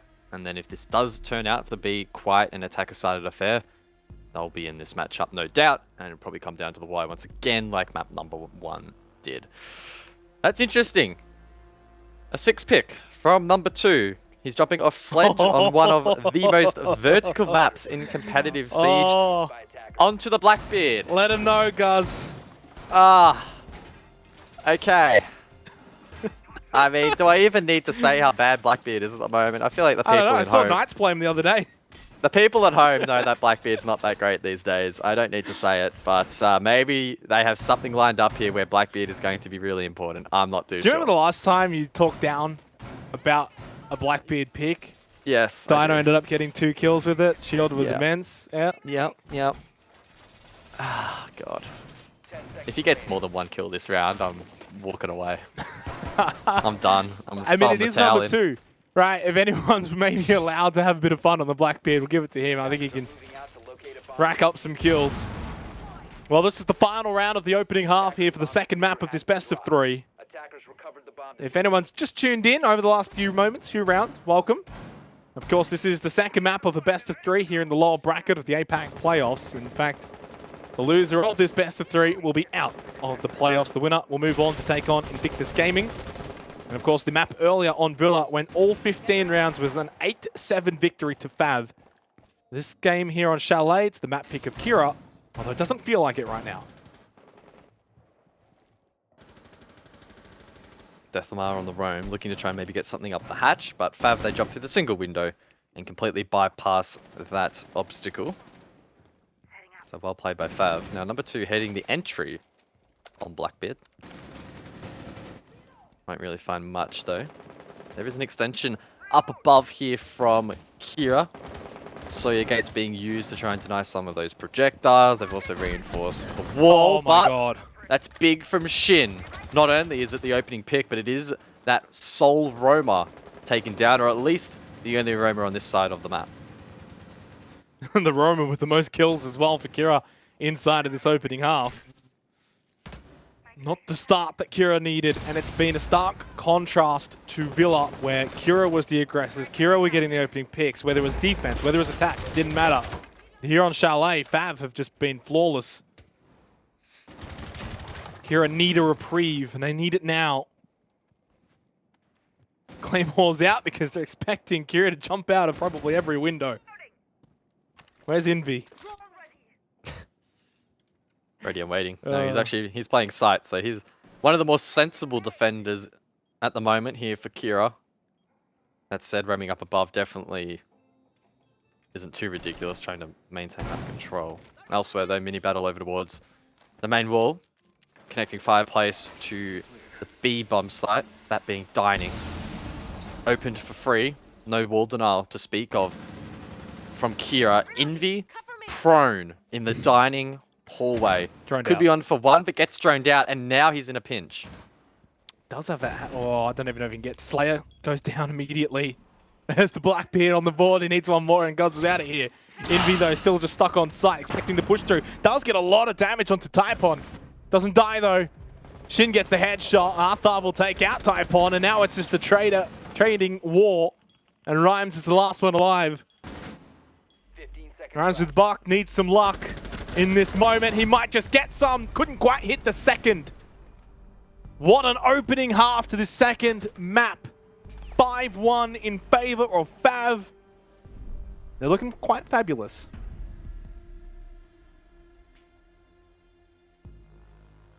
They haven't looked bulletproof though throughout this series, so there is a very small window of opportunity for Kira to bring this one back. That said, if we're being realistic, if we're being sensible, it's probably fair to say that FAV are in the box seat to take this map and take this series, which I think would be disappointing. I don't think would be truly reflective of just how well Kira have actually played in this series. Again, considering that FAV have so much more experience at a higher level. They play in APAC North. They're an esteemed organization within APAC Rainbow Six Siege for a really long time. Kira, on the other hand, don't have as many opportunities to play at this sort of level. In fact, it's really only the closed qualifiers, and if you make it through that at these mini majors or APAC playoffs, etc. So, on the balance of everything, Kira putting in a really, really good performance. And if they lose this by a significant margin, I don't believe it will be truly reflective of how well they played. And on top of that as well, this would be arguably disaster for the South Asian region. We think back to stage 1, Kira beat Cyclops, so that was a map win that they got. Mercenaries also took a map off of 7th Heaven. Outside of that, the rest was obviously all L's, but in the stage 2 playoffs that we've had so far, Mercenaries in straight sets didn't win a single map. Kira, of course, could now also follow the same pathway, so it's technically a down backward step, Gus, from stage 1.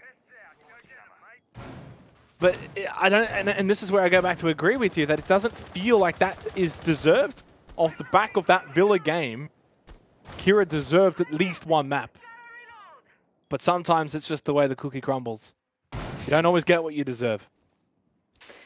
Yeah, unfortunately, life isn't always fair, so could be a tough pill to swallow here for Kira and the rest of South Asia. If both teams get knocked out in the first day, that would be heartbreaking for them. And maybe we'll just extend that timeline a little bit longer until we eventually see a South Asian team at a major, or even bigger than that.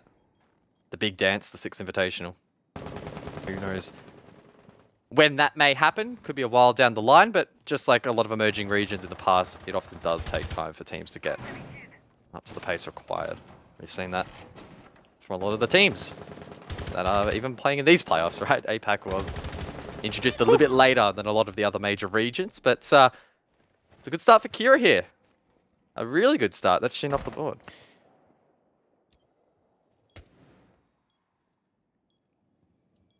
It's a long, long way back for Kira. You're in a big hole that they need to dig themselves out of. But they are certainly capable of doing it. They can bring that pressure that they brought on Villa. It only takes a couple rounds to make it a respectable scoreline again. Especially now that they're on the attack here on Chalet.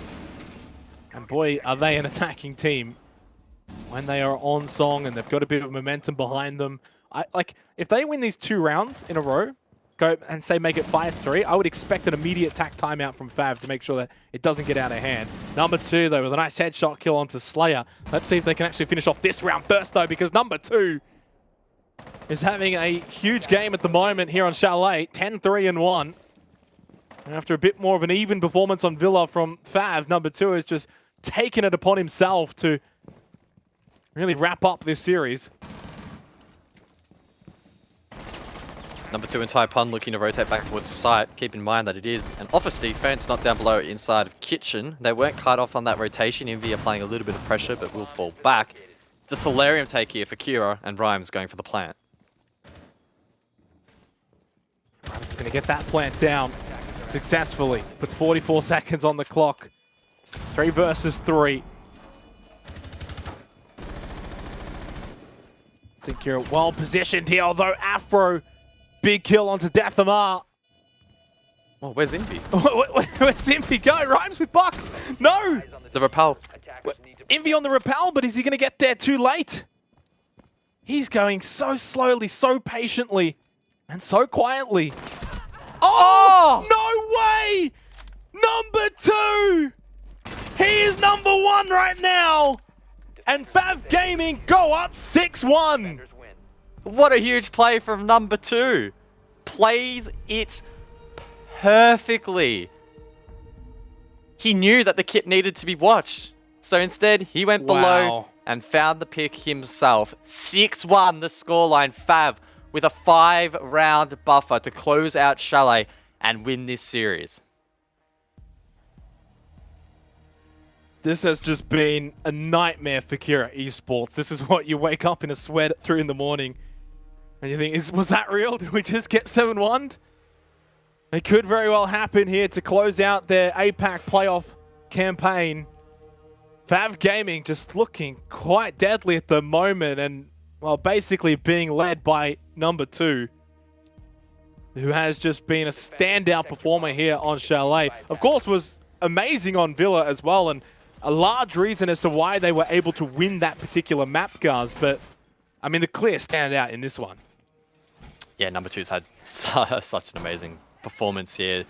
And this is really the first time in this series we've had one single player just absolutely step up above the rest of the server. So, good performance from him, and yeah, just continues to mount the disappointment for Kira. And I did think, and I discussed this briefly on Villa, that maybe one team would really drop off in the rest of this series and spend all their tickets on that first matchup and really not be able to play as well for the rest of the series. But then I was like, hang on, both of these teams have a lot of best of three experience as of recent, and they'll probably be fine. But doesn't really seem to be the case here. Kira have significantly dropped off. FAV and number 2 in particular are just stepping up massively and playing so well. They're not really putting a foot wrong, which they were doing a little bit more on Villa where Kira were capitalizing, but unfortunately they just haven't been given that opportunity to try and find an in.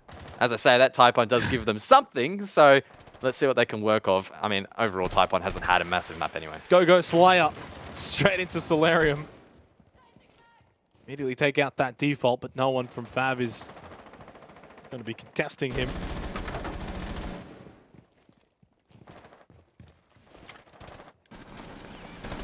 It's definitely hard to envision Kira getting back into this one. I mean, FAV Gaming...